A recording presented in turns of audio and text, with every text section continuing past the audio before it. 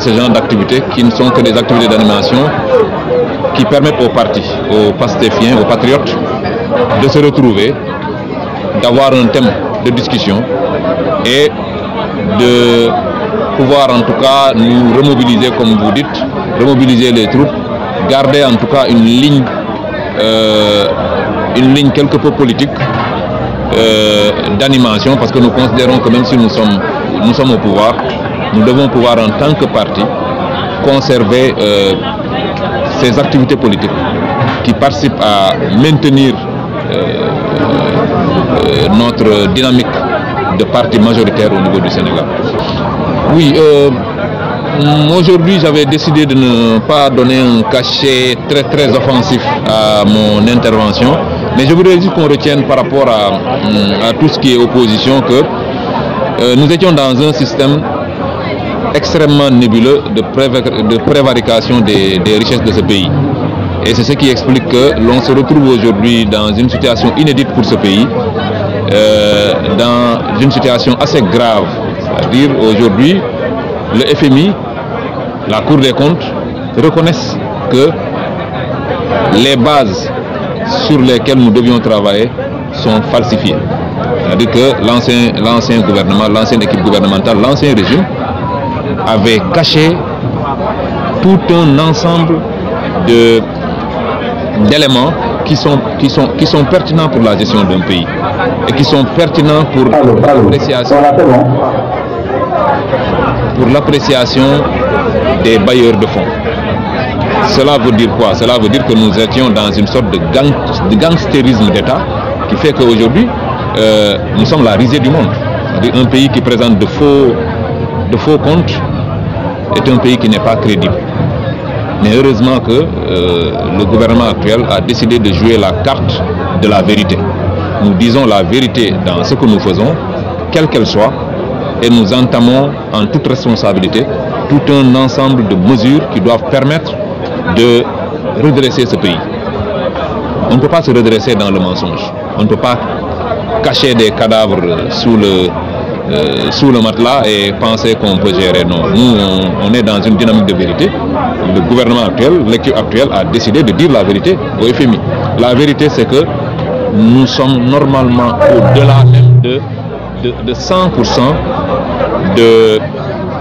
de ratio entre le PIB et l'endettement.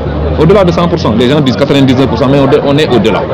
Mais j'aimerais ne pas trop embrayer, ne me relancez pas sur cette question, je ne voudrais pas aller au fond de ça. Vous pensez que vous pouvez relever le défi aujourd'hui, au moment où la demande sociale est trop forte, les attaques des populations, est-ce que vous pensez à ce moment que vous pouvez relever le défi véritablement?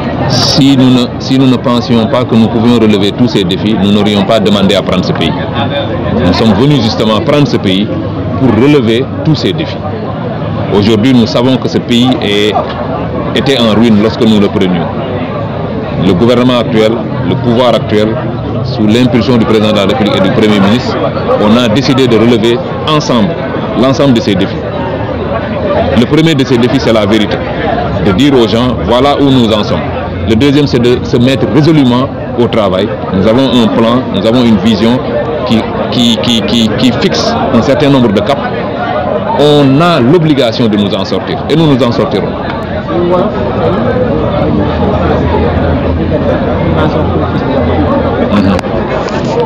waaw tey dañoo ñëw fii comme niñ ko baaxoo di def tey mooy ñetteelu édition bi dañoo wax ni rek dañuy profiter ci koor gi pour jéem a dundal suñu parti donc loolu moo tax dañuy jël prétexte ndogu li dajale militants yi jël benn thème waxtaan ak ñoom loolu mooy permettre ñu continuer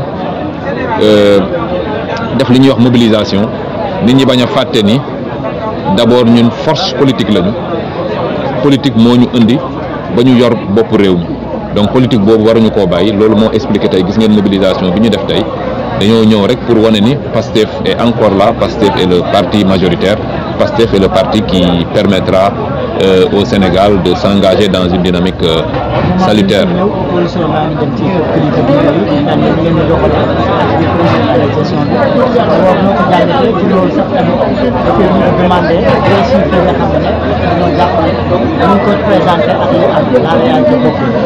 waaw xam nga opposition moom defe naa ñoom ñu ngi seen rôle xam nga ku bon ci biir opposition bi nag du ñëpp a bokk pouvoir bi passé alors ñoom ñu ngi ci seen rôle le rôle d'une opposition mooy ñoom ñu xool ni ñuy doxalee ñu seet lu ci doxul ñu wax ko loolu sax dafa baax ci réew maintenant ci li jëm ci FMI moom wax naa la ko sànq loo xam ne la lu doy waar la pour dëkk boo xam ne na ngay doxee ci wàllu koom-koom ci wàllu xaalis ci wàllu bor bu dee dafa am loo ci nëbb yow da ngay matadi da ngay doon koo xam ne nit du la mën a wóolu parce que àddina moom defe naa ci économie ci dëkk yi ni ñuy jàppalante ak partenaire stratégique yi dëgg moo ko lal fekkee dafa am looy nëbb moom doo crédible te malheureusement régime bële loolu la doon def mais tey jii ñun li ñuy def mooy jéem a taxaw d'abord wax dëgg mais tamit fixer ay cap xool ne lii kat lii moo koy saafara ñëpp àndandoo ci en tant que peuple ñu xeex génne Sénégal ci guute gu mu nekk.